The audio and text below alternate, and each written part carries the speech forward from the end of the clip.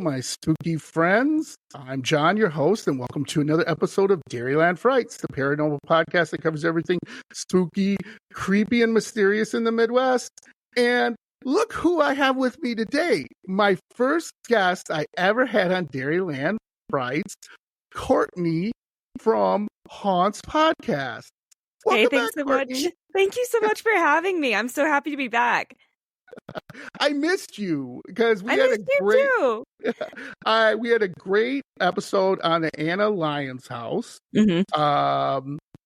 It's crazy, you know, that I look back now and say that was a year ago. Was it really? Yeah, that was a year ago. That was a year ago. Yep. Wow. Oh my God, it's been such a long time. I feel like we just recorded that. Right? And I mean, time flies. the funny thing is, Courtney and I at that time were still. Courtney's killing it right now. Before I get started, please go listen to her Haunts podcast. It's amazing. She does a great job. Please give her 5 stars, like and subscribe and you know, me too. Okay. Yeah, of course. Because we're independent. We're independent podcasts. So she's a one-man army just like me. You know, I also have a Patreon. I don't know if you have a Patreon. I'm working to set one up, but I don't. Okay, but either way, honestly, the most that I could honestly ask for is just to listen and review it or share it with people. And thank you so much for shouting it out. I really appreciate it. Oh, no problem. Because again, we have our little coven here. I always tell all my guests, and I want to promote us because we don't have the big studios and the engineers and the lattes sitting for us and the assistants combing her hair. Yeah, I do have a latte with me this morning, so if you hear ice jingling, some ASMR for you.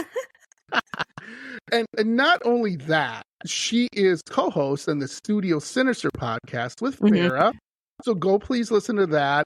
Farrah does a great job too. She's amazing. She's amazing. She has all these great stories and all this great interaction things and stuff. I like to keep it a little simple. Maybe down the line I can get you guys' level, but it's still amazing because everyone's just does something different, right? Yeah. So you get a little variety.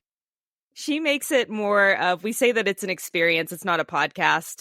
And I think that's mainly just because of how much dedication we both, but mainly Farrah, puts into it. She's the one who's, you know, filming it, creating all of the sort of interactive post on social media. So if you see us out there, make sure to go and give her some love because she does so much for that show. And it truly shows with the level of, I guess, theatrics that come with it. And I love it so much. So I really appreciate that you're bringing it up. But she really also just deserves a huge pat on the back.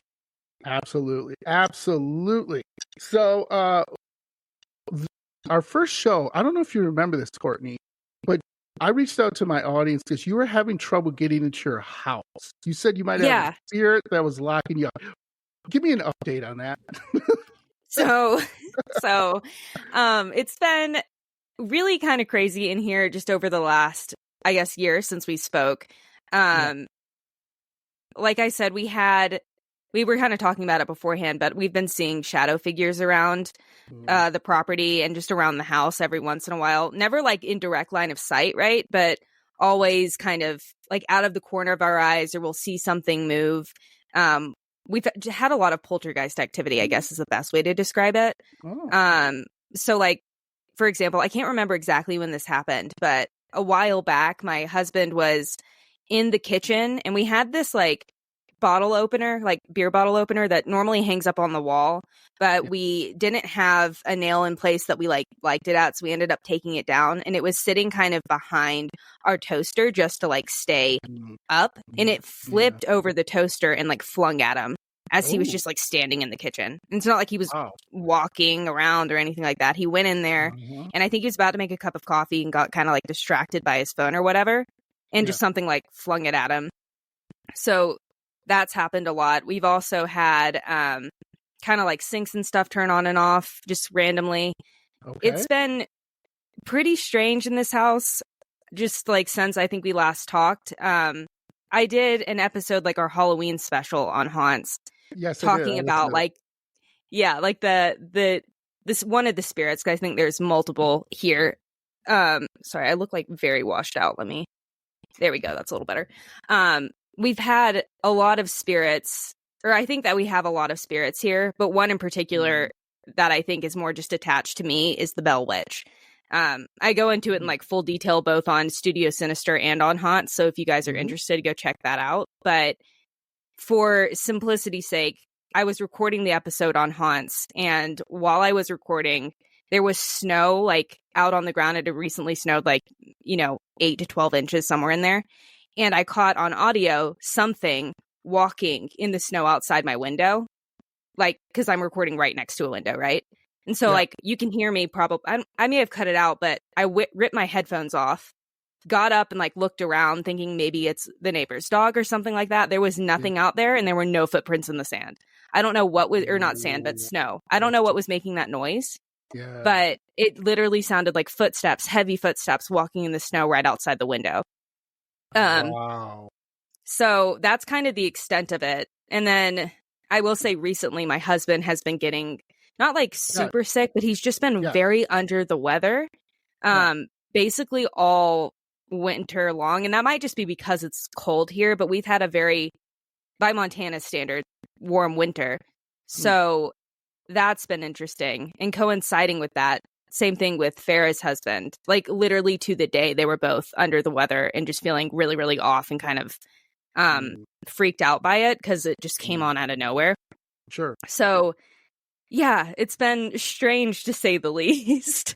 Yeah, I guess so. I was listening to you and Farrah on Studio Sinister for a little while. You guys were talking about that, and I was like, that's interesting. Because I had a guest on who told a story about his sister who was married to this guy, and I hope this doesn't happen to you or Farrah. Yeah. But when he was in the house, he was a jerk. Just would just be really yelling at her. Would get a little violent with her, and finally she said, "Enough's enough. We're getting divorced." Right. But here's the thing: when they were outside the house, he was fine. The guy I was talking to was the brother-in-law, and he's like, yeah, the guy was fine. He was a super nice guy.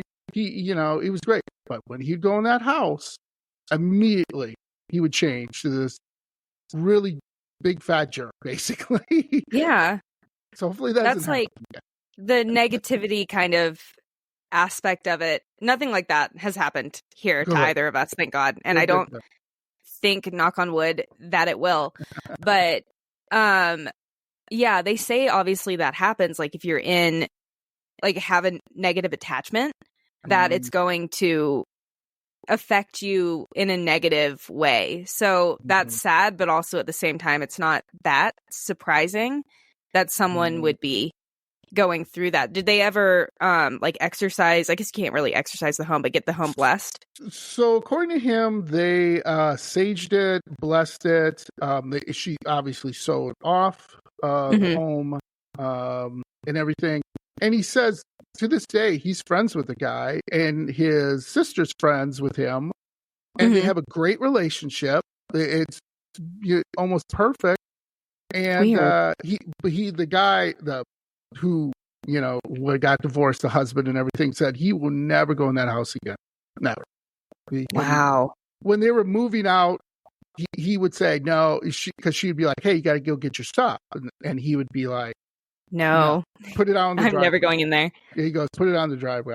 I'll get it later." She's like, "Somebody could steal it," and he's like, "I don't care. Let him steal it. I don't care. Yeah, I'm not going in that house." And isn't that weird? I just like I've heard that a couple times where people just being in a house just changes their demeanor and their character. I don't know. That is nuts. That is nuts. Especially him not wanting to go in there too. Like he must have known that it was something beyond him. Wow. No idea.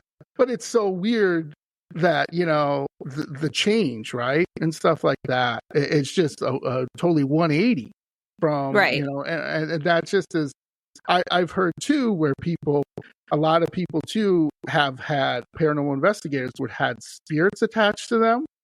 And they'll come home and immediately something's going on, and then they'll sage the house and they'll do what they need to do, or tell them which I've been told by every paranormal investigator, if you have a spirit attached to you, you basically don't yell at them and say, get out of my house. You say, look, this is my house.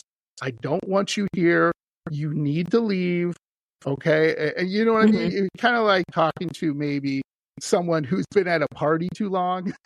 Like they overstayed their welcome. Yeah. And you're like, you and your husband are like, okay, John, you can leave now. And I'm like, no way, Courtney, I'm going to get drunk. I'm staying like, here. No, yeah, I'm staying here. It's time to go. I'm sleeping in the bathroom. And you're like, okay, John, you can go now. Yeah, you don't want to sleep in the bathroom, though. That's where all of like the kind of crazy stuff happens in our house. Not all of it, but like with it being like the area, like it's right next to the kitchen with all of like the pipes and like the water that's running throughout the bathroom, the kitchen sink and stuff like that. It seems that that corner of the house is where all of the activity happens. Yep. Like another time, I didn't tell you about this, I don't think, but I was in the bathroom getting ready and I saw something like smacking against the shower curtain, which like mad horror movie vibes. So like I'm looking at it in the mirror and it's like, okay, like what's in there? Thinking like maybe it's my cat because he likes to spend time in the bathroom. It's the warmest room of the house, so that makes sense. So I'm like, is he like playing in the tub? So like pull back the curtain, no one's there, the cat's not there. So I immediately vacated the area because I didn't want to be terrorized by whatever spirit was hiding in my shower, but you know. I don't know what it is. I've been getting a lot of bathroom stuff too. When you're most vulnerable, I've had people where they've said they've seen footprints. They've seen handprints on the mirror. They've seen like voices. Like they'll be in the shower and they'll hear like, you know, like these really deep like voices around them, and they think it's, you know, the wife or maybe a friend came over and they're talking, and then they'll be like, hey guys, you know, I'm gonna be out in a second, just wait, and then we can talk about whatever you're talking about. And then they get out of the shower and there's nobody there. That's nuts. The other thing too that like we kind of experienced, Farrah and I think that there might be, suffice it to say, some sort of like connection between us, or maybe a spirit going back and forth between us, if that's possible, because we're having similar activity. We've had, you know, she's also seeing like shadow figures and stuff, and obviously I'll let her speak to that for herself. But one time we were recording the episode for the Omen house, and we were talking, and she doesn't say anything to me while recording. Second we're done recording, she hits end on the episode. She's like, did you hear that voice? I didn't want to say anything because I didn't want to freak you out because you were on a roll. But like, did you hear it? And I'm like, no, what are you talking about? We use Descript to edit our episodes, and it immediately populates a like transcript with voices and stuff. So like voice 1, voice 2, voice 3. There was another voice at that part that she was talking about that Descript caught and like made a transcript for. And we were talking about my bathroom at that point in the episode. Because I have one of those like mirrors that opens up, medicine cabinet. And you always see in like the horror movies when people are like closing it and then they open it and then close it again, there's a spirit behind them. And I'm like, that would be my luck. She was like, that's when I heard it. I don't think it caught on audio, but like she heard it in the call, which means that it would have had to come from my side if it's a true EVP, right? And then she caught it again in the actual transcript. I'm not sure if it caught on the audio itself, to be honest. I went back to listen and I was having trouble hearing it. So I'm not 100% sure, but that was wild because we were talking about like the ghost in our house, how weird my bathroom is, and something said like hi or something like that, and it caught in the transcript. So it's been super fun. That's fun. I love it. I love it. It's so fun. Of wild and super fun. Courtney, I just can't. Courtney, here's something for you. A little teaser about the topic we're going to talk about today.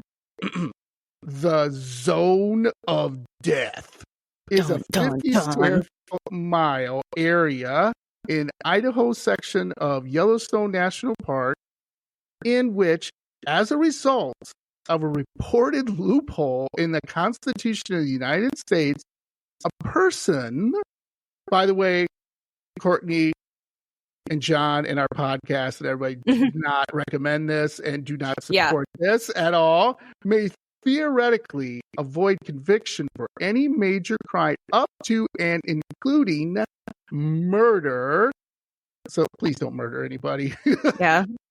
Also, what if I told you that there are some, which we will cover, some mysterious park vanishings that haven't been solved to this day? Pretty freaky, right? I mean, I've said this before, I think both on Haunts as well as on Studio Sinister, that Yellowstone is probably one of the most haunted places out here. For those of you guys who don't know where I'm located, I'm like 30 to 45 minutes from the park. I go there all the time. And like, I've never had an experience there, but I've heard so many ghost stories that like, it has to just be one of like the creepiest places, especially just when like the weather starts getting kind of colder and darker and it's like eerie out there. I don't know. Yellowstone is nuts. Yeah.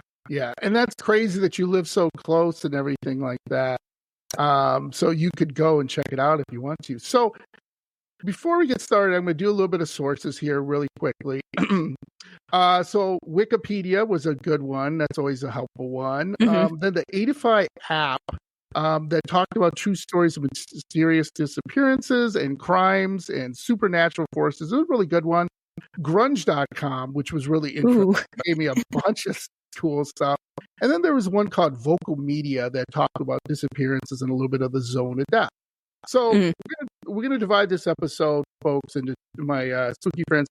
We're gonna talk about zone of death, and then Courtney and I will talk about some mysterious disappearances and kind of give our opinion upon what do we think happened to those people, and give our opinion on the zone of death. So, like I said, the zone of death is like a constitutional loophole, which is, I don't know about you, Courtney, but it kind of cracks me up. That's a loophole in the Constitution. Yeah. It's to me, it's kind of just a very ambiguous area of like this region of the United States. Like it shouldn't be able to exist, and yet it does. It does. And obviously we can't like pull parts of a national park out of the park, but at the same time there needs to be some sort of like precedent set other than like this is a free-for-all Hunger Games sort of arena kind of area. But yeah, I mean, there's big alarms going off and people running. Seriously. Yeah. So you people are probably, my spooky friends are probably saying, hey, John, I thought you do just stories from the Midwest. Well, that's not true. We try to do some epic stories. But the reason I brought this story up, because it was done by it was discovered, by a Michigan State University law professor. So there you go. There we go. That's Midwest. I didn't know that. His name was Brian C. Culp, and he was planning to write an essay about the technicalities of the Sixth Amendment, and which entitles criminal defendants to have a fair and quick trial. So that's your Sixth Amendment. You can ask for a fair and quick trial. So it's not like 3 years down the road. So Culp wondered about a hypothetical place where there were not enough eligible citizens to form a jury, and theorized there could be no trial and therefore no punishment for any major crimes in that area. He later realized that there was such a place, the Idaho section of Yellowstone National Park. So he was this guy just did it by accident. He was doing an essay and he was like, I wonder if there's an area where there's just not enough people to be your peers, and you could ask for a jury trial, and they say, no, we don't have enough people. And you go, well, fine, I'm free. I mean, what do you think about that? Well, I mean, and again, you and I don't condone this, but in a like purely technical kind of standpoint, it's, how do I put this? I guess it's unconstitutional. Like you have to have, right, like a jury of your peers, and you have a right to a speedy trial. Correct. And like the thing about it is too, I don't know if you've looked at it on a map, but I have. It's like out in the middle of nowhere. There are no like trails to it. You know what I mean? Like it's in the remote part of Yellowstone. So there are a lot of like different roads and like different little like legit boardwalks going around that you can walk on, and it's a pretty easy park to traverse. But then there are other parts of the park that are very dense and like just nearly impossible to get to. And one of them is that section, and it's just like a sliver of Idaho that like, you know what, it almost like feels like you should just I guess draw the state line so that it's in either Montana or Wyoming so that this doesn't occur. But I mean, can you even do that realistically? Yeah, and we'll get to that. So Colt, he's horrified by his realization, shifted his focus to writing an essay about the area to persuade the government to fix the loophole. By the way, you can read this essay. It is entitled "The Perfect Crime," and it was published in 2005. Oh, have you? I've seen it, yeah. So I did an episode a while back on the Yellowstone Old Faithful Inn. I forget the name of it exactly. Oh, sure. But I kind of touched on the zone of death in it, like in that episode. And I want to say I used that as a source. I think I've read this essay. Nice. It's interesting for sure. Yeah, so I got to read it. Yeah, I'm going to read it. I have it bookmarked, and I'm going to read it. I didn't have time before the show, but I'm definitely going to read it. So Colt feared that criminals might read this essay and commit a crime in the zone before the loophole was fixed. So could you see that? Could you imagine that you're a murderer, all right? And let's say you're a serial killer, right? And you're going, hey, wait a minute. Interesting. I mean, I do think that would be my main concern with writing it. I think morally there is a reason to write it. That way it can be fixed, especially if you come across it, or at least bring it to the attention of like someone who can fix the problem. But also I can see why there were reservations there, because like people are evil, unfortunately. Not in a general sense, but there are very evil people. And you don't want that information getting in the wrong hands. No. Absolutely. And the funny thing too is I used to watch a show, and I don't know why I watched this show and why everyone watched this show, because it's very popular. It was called Dexter. And Dexter was a show about a serial killer who killed people who slipped through the cracks of the legal system. And anyway, I remember watching that show, and he would always at the end of the show kill somebody. And then chop them up and then put them in bags, and he would throw them in the ocean off the coast of Florida. And I was like, okay. I wonder if a stretch. That. And I wonder if there's a guy out there thinking, or woman, by the way, women can be serial killers too. So let's not be judgmental, people. Who would think, you don't want to give people, but you never know.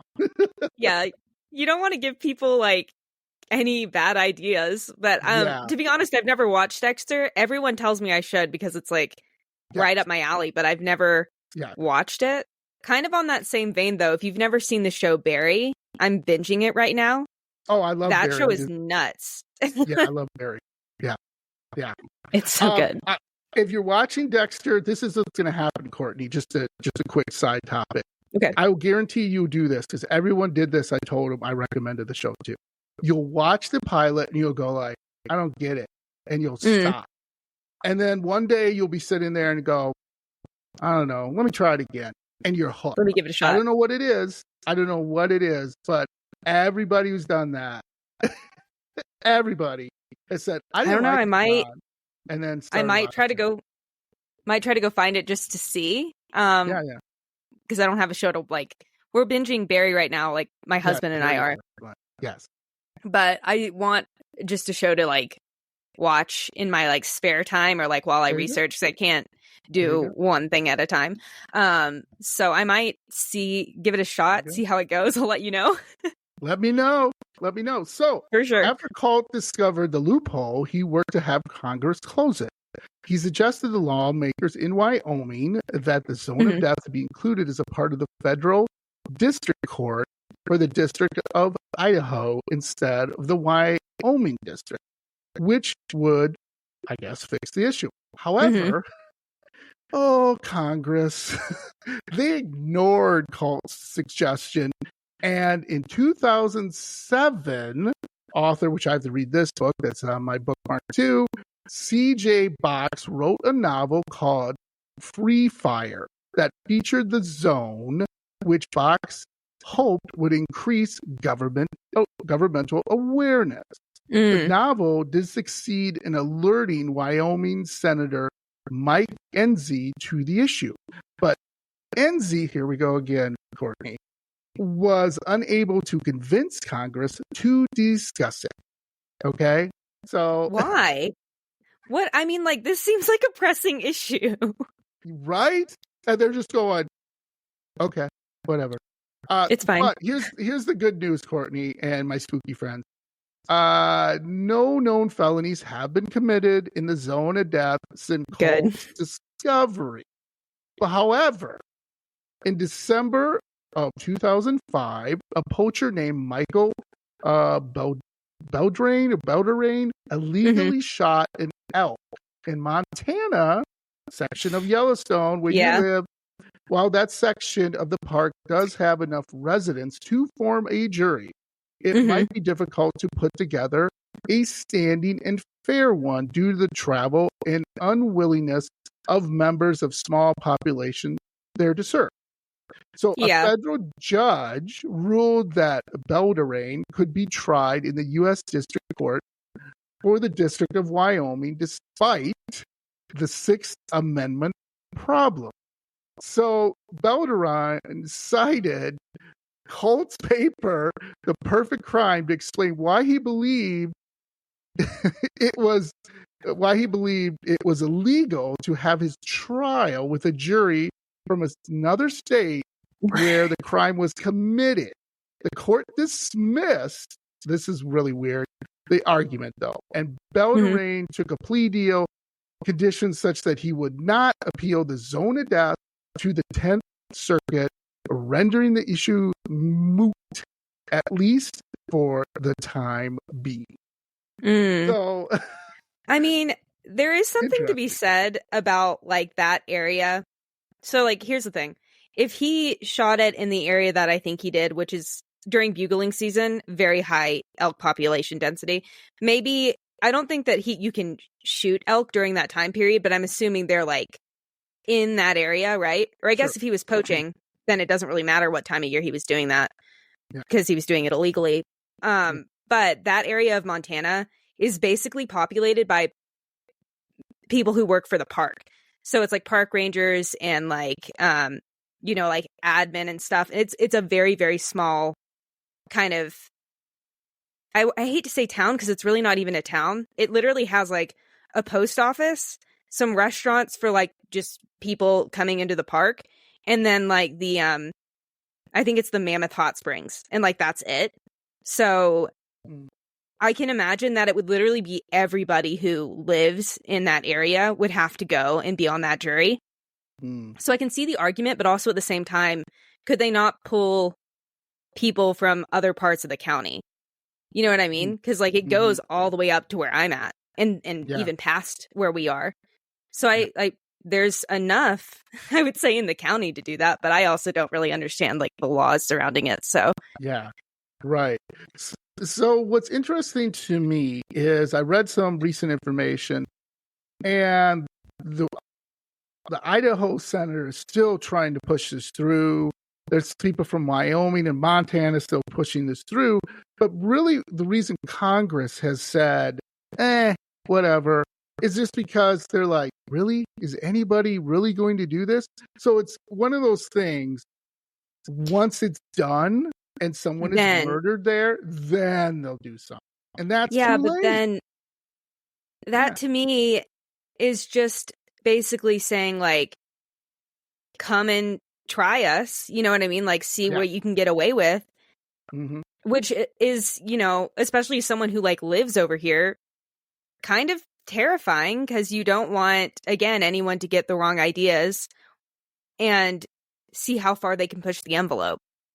So absolutely. I don't think necessarily just waiting for it to happen is the best case scenario. You should be trying to prevent it.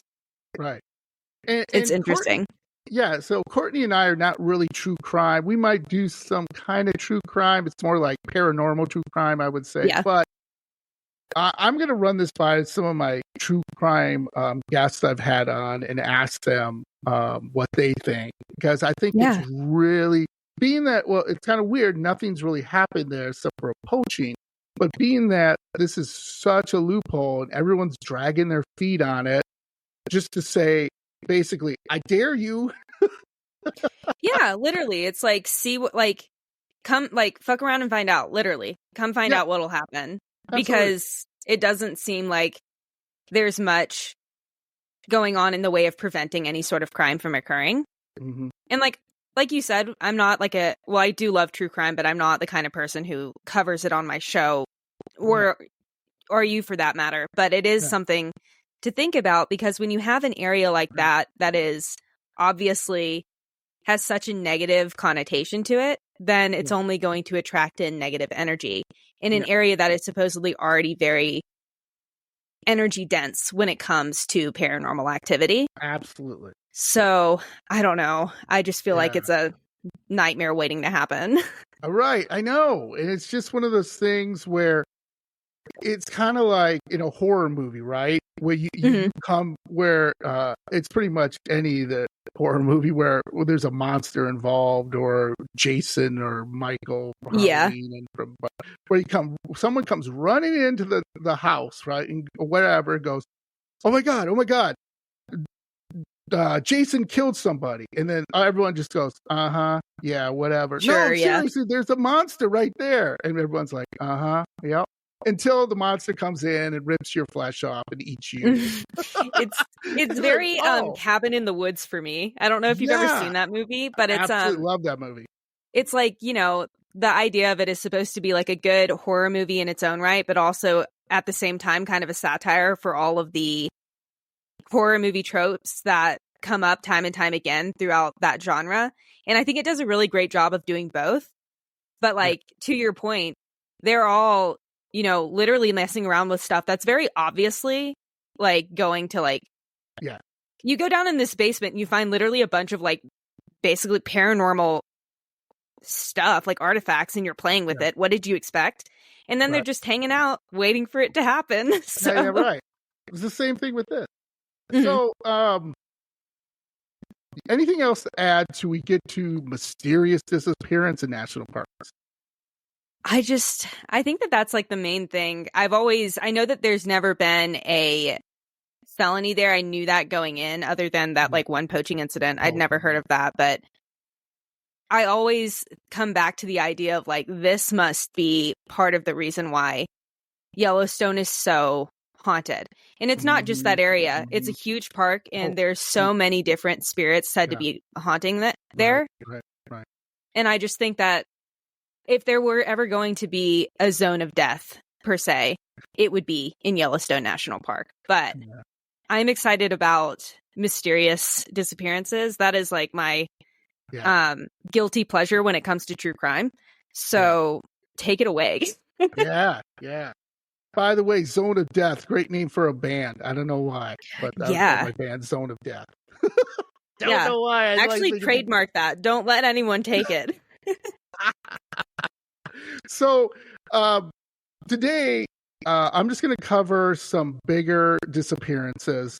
By the way, if you want to go and look at some of the stats, how many people disappear in our national parks, it's mind-blowing. It's unbelievable. Yeah. Now, some of them are because, and this is what I always tell people, you're smart, and you know, you and your husband go hiking and stuff. So, but when you leave somewhere, you always tell someone, hey, I'm hiking. If I'm not back by 2:00, you need to go look for me. And a lot of these disappearances is like me getting up in the morning, and let's say me, your husband, and you were all camping together, and I say, hey, Courtney, I'm going to go, and I'll see you later. And you're going to be don't give any information. Yeah, I don't give anything information. And then you're like, you and your husband are like, John should have been back by now. It's like 6:00. Well, it's too late. Maybe I tripped. Maybe I slipped. Something happened, right? It's also worth mentioning that like Yellowstone is like the place to be if you want to see wildlife. So like, for example, we went there. My brother was in town last June, and he really, really wanted to go into the park and just like see some stuff, because every other time he's gone to like the really basic, like Grand Prismatic and the Old Faithful and all that kind of stuff, and he wanted to see more of just like the, you know, random kind of like offshoot roads of Yellowstone. And we saw like 3 or 4 grizzly bears just like hanging out. And like fortunately it was like right after they like woke up from hibernation, so they like basically binge eat and then go back to sleep just wherever they're at. So they were all kind of like catatonic. But like that is like they were like that is the place to go. There were so many people there like just with those like huge telephoto lenses taking pictures of them. So like I bring that up because if like I'm assuming you could really come across easily like a bear, a wolf, a moose, something that can like do a lot of damage. And I think probably a lot of the disappearances too, unfortunately, or not even disappearances, but just deaths and injuries come from wildlife. Right. So yeah, that's like a huge thing to consider too. Yeah. And also absolutely. like if you guys are going to Yellowstone, do not approach the bison. I cannot tell you how many times a year we get like local news saying someone has approached them and unfortunately gotten hurt or worse. So just don't approach the wildlife, please. There you go, my spooky friends. Courtney's safety tip when you're visiting Montana. Okay. For sure. So the first one we're going to talk about is, well, John Doe. And this is perhaps the most baffling of all strange disappearances in national parks. And this is really strange because it's a disappearance and reappearance. And that's usually does not happen. And it was a young boy known only as John Doe. So John Doe was mentioned in, and I don't know if you guys ever listened to George Knapp. It's Coast to Coast. He's this he's this famous guy. He's been on forever. If you get a chance to listen to him, he has people on there that you're like, whoa, okay. I'm not sure if I'll have a guest like that on my show, but it's interesting. That podcast is wild. It's a really good show. Yeah, and he's been on there forever and ever. He's the staple. He's like the grandfather of all paranormal, strange stuff. He's been around, and you gotta listen to it. Listen to the podcast. Yeah. But according to the interview, 3-year-old John Doe was last seen near a fly fishing river, and then he promptly vanished for 5 hours. A search party found him dazed but unharmed in the middle of a grove of trees. Now, this is John Doe's story. Now, remember, this is a little kid, but some of the stuff is like, Courtney, I'm like, wow, this is a pretty good imagination for a little kid. Is he the one that, like, I don't know if you've seen, I know he went missing in Montana. I don't know if he's the same one, but he was a 3-year-old who went missing for a couple hours, maybe a couple days. And they show a picture of him in all of the articles before. And then afterwards, he like looks really traumatized, sadly. He has red hair. Is this the same kid? I don't think so. Okay. That story is wild. He like went missing like I think I one of those. He went missing in like randomly in somewhere here in Montana. And I think he was gone for like 3 days. That's who I thought you were talking about. But he came back. I don't know what his story is or anything like that, other than the fact that he was found. And it happened right after we moved here. So I've always wondered and hoped that he's okay.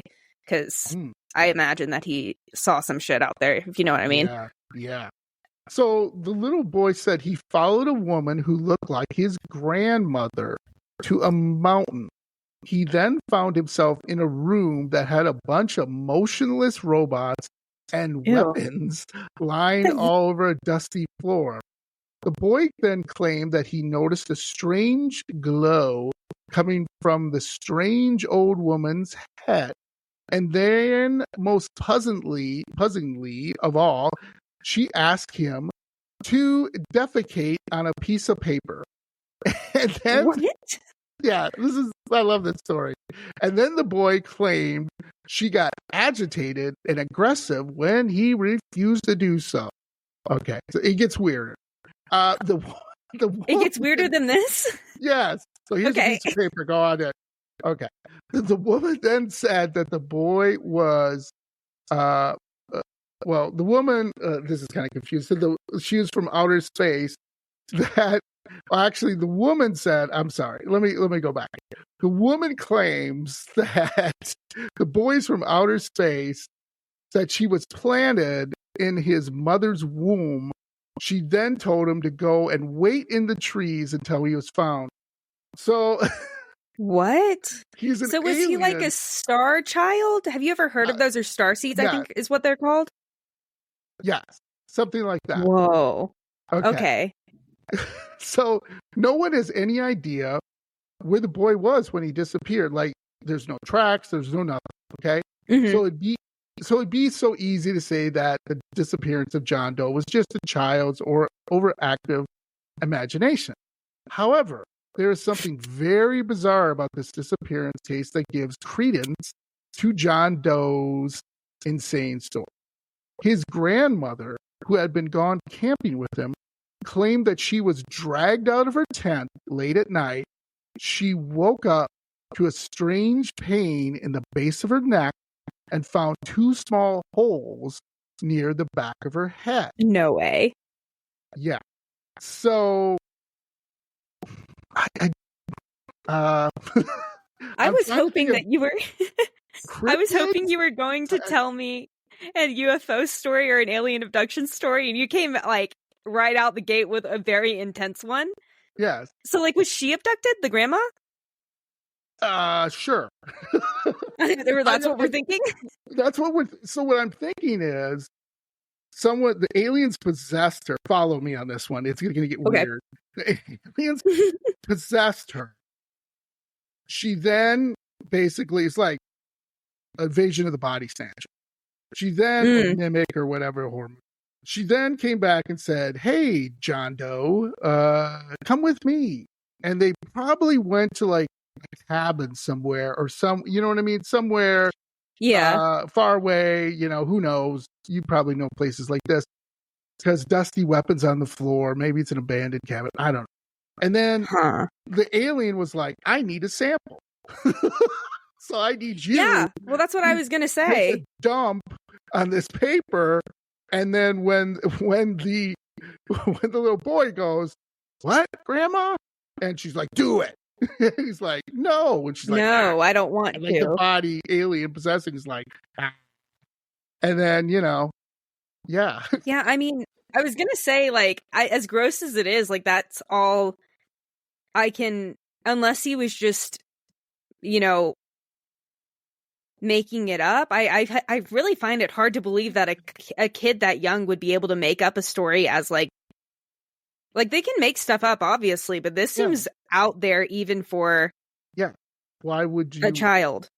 Why would the grandma be like, "Someone dragged me out of the tent"? Right. Well, it's like it happened not the same time, but all like it seems like a very linear series of events. Like that seems connected to me. I don't know how to I don't know what to make of that. It creeps me out. Yeah, I know. So like what happened to him, I think we both agree. I'm not really sure. Yeah. Okay. That's nuts. So let's go to the next one. So while many strange disappearances in the national parks can be explained by kidnappers, by the way, that's becoming a big thing, sex trafficking and child trafficking. Yeah.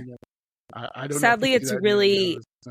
It's really prevalent out here. So that's sad. I'm not surprised by that. Yeah. So, and it seems like what most people agree that this is like out of this world, not really sure what happened. But it's good that the kid is safe. I think he wrote a book about it when he got older. I'm not really sure. I'll double check that because everybody writes a book once they. When did this happen? I believe in the early. I think it was like 19. It wasn't recent. It was like 60s, 70s. It wasn't recent. Whoa. Okay. Yeah, that's even more interesting. Okay. Yeah. If you come across the book, let me know. I want to read that. Yeah. I'll share it with you. So this one is Alfred Biohart's So we're going to take a shot at that. Okay. And this one happened in 1938. And yes, it's another kid, but this one is really strange. So in 1938, 4-year-old Alfred was vacationing with his family in the Colorado Rocky Mountain National Park. His parents were watching him carefully. Now remember this, as they went out for a quick hike near the river. Then without warning or trace, he vanished. It is one of the most strange appearances in the national park. So basically what happened, parents are, I used to do this too with my kids. Be walking in the park. They're, and I look back, there he is on the monkey bars. So this is crazy. He was only feet, they don't say how many feet, away from his family when he was gone. So if they're saying feet, let's say, I don't know, 100 feet, 50 feet, it's still not long, right? No, it's in eyesight. It's in eyesight. And it's, the thing is too, I think that's kind of crazy. My husband and I talk about this all the time. Yeah. People will step off the trail to go to the bathroom, which is pretty normal. People do that in national parks versus trying to hunt down one of those basically glorified porta potties. And then it's not like they get turned around. It's just they completely, by the time that they make it back to where their family is, the family's gone. And then it turns into a whole missing persons case.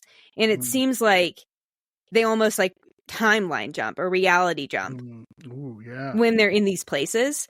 I don't know if that's what you're getting to here, but it seems almost like he was just picked up and moved somewhere else. Yeah. So that's interesting you say that. So a 6-mile search of the area where he disappeared showed nothing. However, dogs were able to trace his scent 500 feet uphill from where he vanished. The only problem, Courtney, was there were no footprints and no Alfred to be seen. Stranger, the dogs that traced the scent seemed to be confused by what they were smelling, and then they quickly lost the scent. Then again, once dogs traced the scent uphill, the two, I say pups, began to cock their heads and look nervous.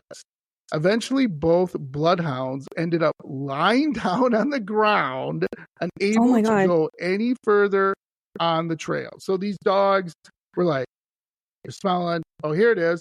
Wait a minute. There's nothing here. Okay. And then the dogs were wait a minute. There's something over there. And then forget it. I'm not going there. And they just lay down and refused to move. They would not go. Right. Or the other thing too is they could be marking that this is where he is. Because I think dogs, search dogs, they'll sit or have some sort of command when they, and don't quote me on this because I'm not 100% sure, but I'm thinking that that's the case. They mark where it is that the person was last seen, or maybe the scent ran out. Sure. That is nuts. If he was just, it really feels like he was just picked up and moved to or maybe not even picked up, but just dissolved into a different timeline or a different reality. Right? I hate that. So, alarmingly, some hikers who were walking 6 miles away from where Alfred disappeared, claimed they saw a young boy in a particularly dangerous and difficult to reach rock outcropping called the Devil's Nest. And the two hikers said that they had only seen the boy minutes after he allegedly disappeared. Stranger, they claimed the boy seemed to be dazed and upset, but then appeared to be jerked back by an unknown force. Ew. Jerked back as in you're the little boy's looking out, and then suddenly, someone grabbed you. Oh my God. Okay. And then you don't see who it was that grabbed it. Well, it's an unseen force. Yeah. Something, not someone, pulled him. So one of the things they said here, which makes total sense, is a 4-year-old boy would not reasonably or logically be able to travel 6 miles uphill over 3,000 feet on his own. Even the survival specialists who searched for him needed specialized equipment to get up there. So Also, what Rocky do you Mountain think? National Park is, excuse the pun, but like those hikes are no walk in the park. They can be pretty intense. Like, I can't imagine that a 4-year-old, like, I don't even think I could do that, and I'm a seasoned hiker. I could not, like, how long did you say? Like 5 minutes? Well, they said they traveled. He went up 3,000 feet and Mm-hmm. traveled 6 miles on his own. Okay. I mean, obviously I can do that, but you said it was like within like a few, like around the same Well, time, right? they found the scent 500 feet. Oh, okay. The dogs picked up his scent, but then they couldn't pick it up. And then these 2 hikers are like, what the heck is a little boy Yeah. doing on top of that, devil's Right. And I'm nest? sure, obviously it's possible for like people who are like adults who hike a lot. Sorry, I don't know why I was thinking that it was like simultaneous. But like for a 4-year-old, Yeah. like, no, that is not possible. Right. And the other thing that's not possible, let's say he was abducted. Well, that dude Mhm. has to be booking it, right? And carrying the kid. And Like carrying I the kid, mean, who's screaming, by the way. I don't know if you've wow. ever, That's like sweet. my kids, once they would see a stranger, they would scream their head off, which was a Mhm. good thing. But Yeah. it didn't have to be a stranger. It would just be like my daughter would sometimes be like, we'd be at a restaurant and there'd be a guy that just come up there, and my daughter didn't like people with beards. I don't know why. Anybody with Yeah. a beard freaked her out when she was like 4 or 5 years old. She'd be like, My nephew's the "Wah!" same way. Yeah. and I'd be like, oh, okay. And the guy would be like, whoa, whoa, whoa, whoa. So, right? The kid's probably going to scream. The parents Right. are going to be like, what, whoa, whoa, what's going on? And then he's got to book it, like run 6 miles. To kind of a precarious area. Yeah. Huh.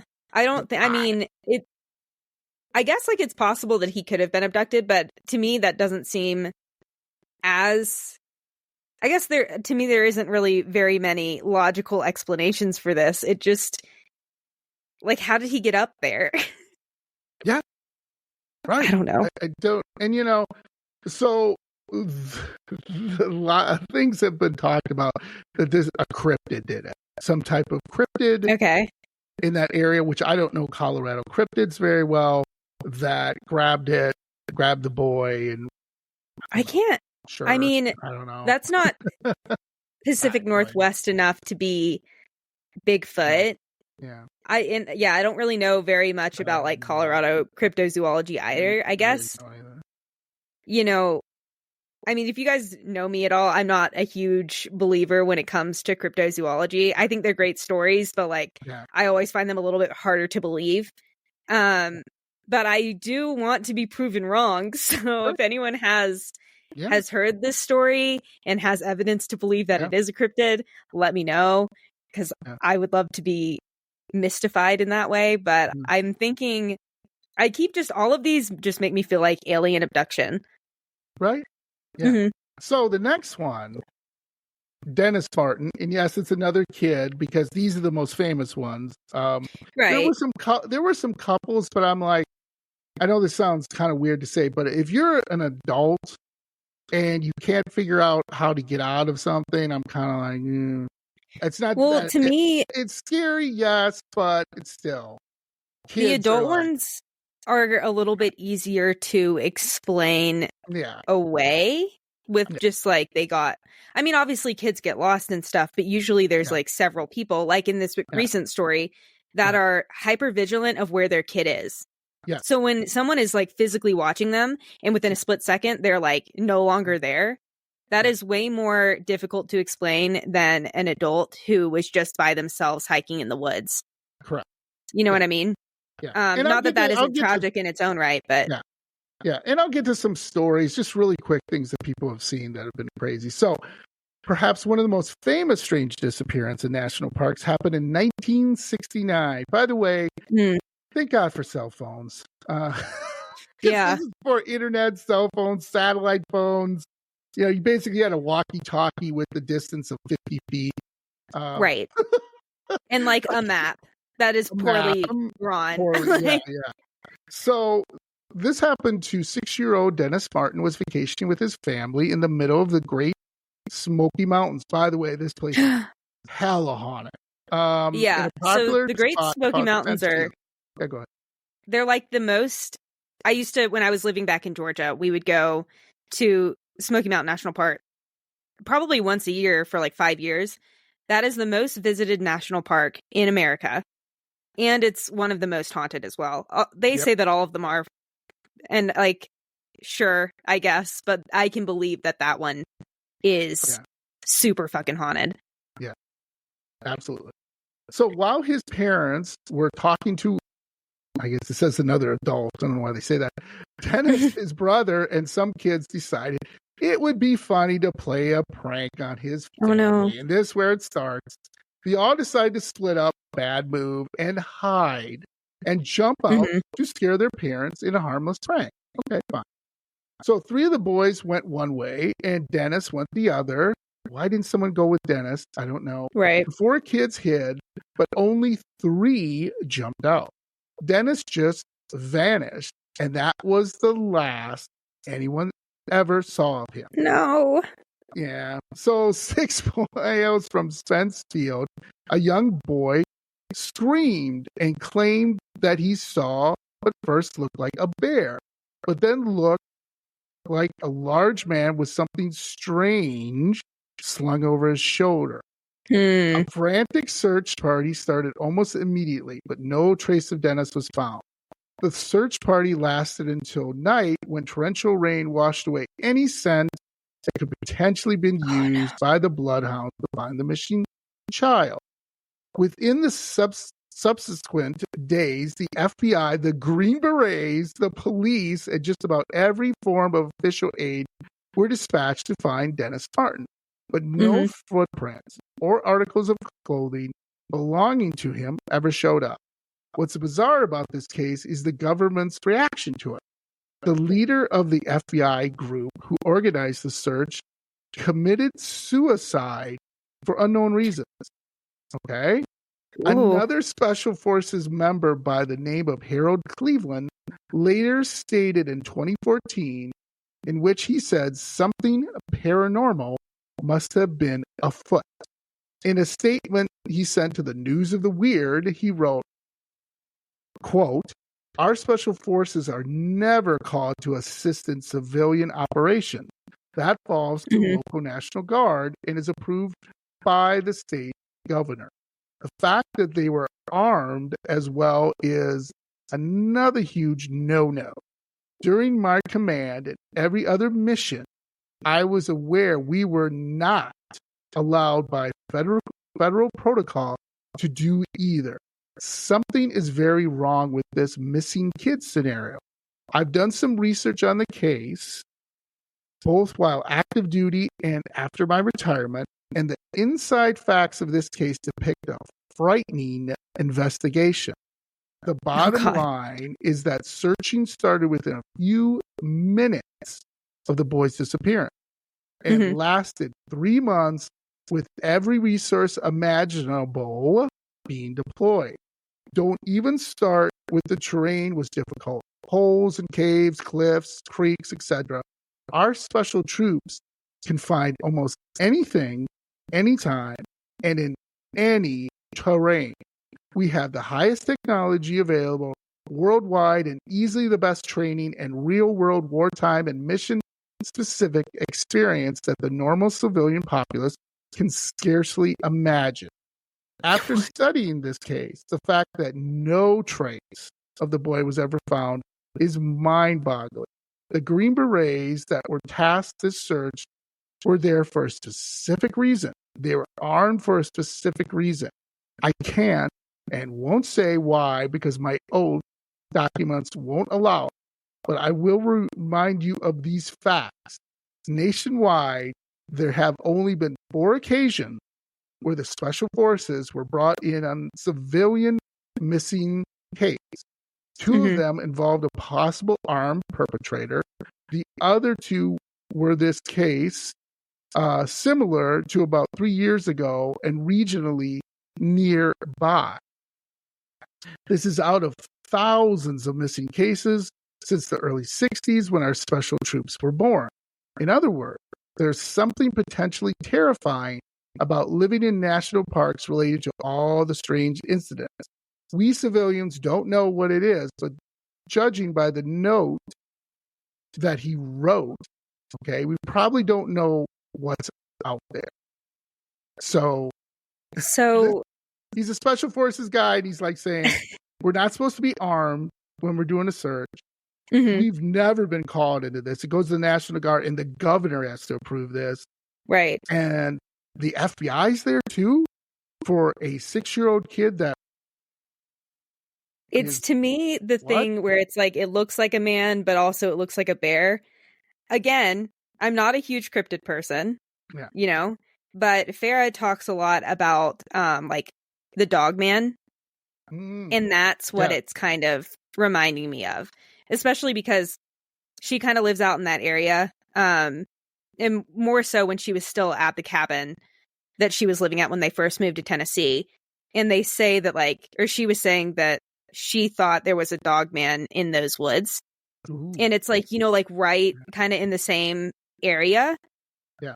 So it makes me wonder if maybe there is some sort of, I don't want to say cryptid, but unidentified animal that could have possibly snatched him, which is really sad to think about. But to me, that doesn't sound like a armed perpetrator, as you said. So I don't know. So in other words, usually the only time they get called is if there's a manhunt, right? Mm-hmm. Okay, we got to catch somebody. Or maybe there's I don't know, some congressmen go down in a plane crash and they're kind of important documents. It's like in every movie that kind of deals with that. Oh, I got to get to these documents before the Russians do. So I don't know. It doesn't. That one's bizarre. None of it makes sense. And this was everyone. Yeah, go ahead. I was gonna say, just with how quickly they got onto it, like he said, it started minutes after he disappeared. Yeah. Where did he go? How does that happen? I don't know. No idea. I mean, it's just so bizarre. I mean, this case I was reading it, rereading it, and I was trying to find it on George Knapp's Coast to Coast. And I another bookmark I gotta listen to. But this guy, again, he has wrote numerous things on this. I can't remember if he wrote a book, but he was just it doesn't make any sense. Why am I here? Why are we here and why are we armed? And they don't arm themselves because there might be a trigger happy private, and somebody comes running across and they open fire and oops, I shot the kid. Right. It's easy to, in the heat of the moment, misinterpret the situation. So it makes sense, and I can appreciate why they wouldn't. But then, to his point, why are they armed? Why did they, why were they called to do that? Yeah, someone had to tell them, right? Someone had to tell them, okay, this is high alert. You got to get armed. We're getting the FBI in this. And you're but is it the what was it that he said about they think it's something paranormal? Yeah, so he's saying, and you can read a lot more about this. He just thought it was something paranormal because people weren't talking about, people weren't okay, this is our man. Here's a picture of Joe Schmo, right? And this is the guy we believe in the area that's been abducting children. We got to stop him. It was okay, what are we looking for? You'll know when you'll find it. Just get the kid. It's they're what? That doesn't help at all. Right. They just who are we looking for? I don't know. A guy. Yeah. And find the kid. Find the kid. And huh? All right. So yeah, but you have to have something to go off of. I know. That's weird. It was something we're gonna look into later, I guess. So here's some ones just really quickly I wanted to cover. Is the disappearance of Sam DeBall. He's an experienced solo hiker and intelligent college graduate. Remains a mystery after an extensive search efforts by park rangers and volunteers, including helicopters and foot searches, failed to find any evidence of his existence on the mountain. Now, What? I didn't get into this story. You can read a lot more about it. So this Sam guy, this is why I don't do a lot of adult stuff, because no one's really sure if he just was like, I'm sick of the world and I'm just going to end it, or I'm in trouble and I'm going to go here. But he just, like, he did tell people, I'm going hiking today, you know, I'm doing this. Okay, great. Okay, park rangers. He had his, you know, whatever, when you go to a park, you got to buy your little sticker and all. He had everything, you know. He's done this many, many, many times with no incident. And to this day, nobody's found it. Nothing. Zero. How does that happen? I mean, nothing. That to me, what park was he in? Did you say? I believe he was in Yellowstone. Okay. Because, I mean, that park is huge, number one. And number two, I mean, like, it's easy, I feel like, to just get lost. Even if you are an experienced hiker, when you're out there, like, you know, doing it alone, anything can happen. Obviously, freak accidents happen. That's why I find the ones that you covered earlier with the children, where their parents were literally, like, with them, and they just basically evaporated into thin air. To me, that is... They're both, like I said, both tragic in their own right, but, like, there's something a bit more eerie and uncanny about a kid going missing in full sight of their parents in the middle of a national park. Right. Then, I mean, obviously, I feel bad about this Sam person too, but there's something to be said about the fact that, like John Doe just, like, disappeared for 5 hours after following someone who looked like his grandma. Yeah. Right? How? Yeah, exactly. And then my last one before we wrap up is Park Ranger Jeremy Foyer had a terrifying encounter with a creature that resembled a werewolf, with distinct features such as a German Shepherd-like head and a human-like hands with long claws. And the reason I brought this one up is because this is a park ranger, so what's his benefit to make something up? Like, why would you make that up? Also, if you want to look into it, supposedly this creature has been running around different national parks. Like, he's been, like, in Yellowstone and other ones, and the people have seen similar creatures like this. A lot of people said, well, it's a dire wolf. And then he's like, no, this thing stood up. Yeah, those aren't gonna out at me. But I just thought it was really interesting that park rangers, like, this is what I saw. You know, I told, you know. Well, they also, park rangers are going to know kind of the various different animals that are in their specific park. You know what I mean? Yeah. Like, a part of your job is to protect the public from encounters with wildlife that could potentially be hazardous to them. So the fact that he was like, I don't know what this is, but I know what it's not because I'm good at my job. That's kind of chilling to me. I don't know what else it could be. Like, I get saying that it's a dire wolf, but, like, how... I mean, wolves don't stand like that. Yeah. That's interesting. Yeah, that's really interesting. So, this has been really interesting, Courtney. I think we learned some crazy stuff in national parks. Be careful, right? I will. And if you come out here to camp, number one, let me know. But number two, be careful yourself. And let me know if you see any ghosts or werewolves out there. Yes. Yeah, so definitely, like I said, share it with imdairylandfrights@gmail.com. So if you have any spooky stories you want to share from your camping, or you want to share with Courtney, definitely.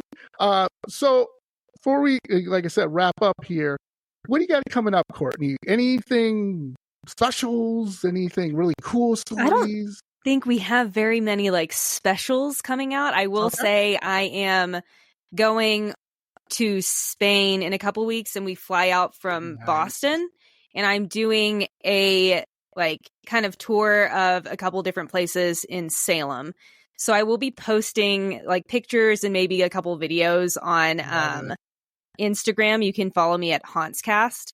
But other than that, go check out the show. Go check out both the shows. We've got some cool episodes coming out about just some really wild stuff. But yeah, that's basically all I have going on right now. Nice. Well, have a great trip. And, Thank you. Definitely anytime you'll be on the show, Courtney, you're always invited back on. Thank you. Feel free, because I love having you back on. You're a ton of fun.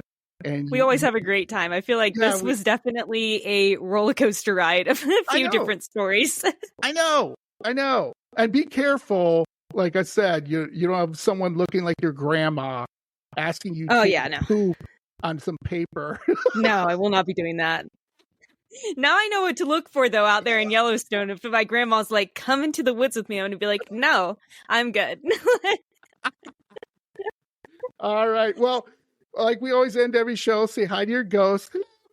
And, I know you have some spirits there, some shadow people. For so sure. I don't know if you want to say hi to them, but anyway. Hey. What's up? Just the girl hanging out in your house. All right. Thanks, Courtney. Yeah, thanks so much for having me. Take care. You too.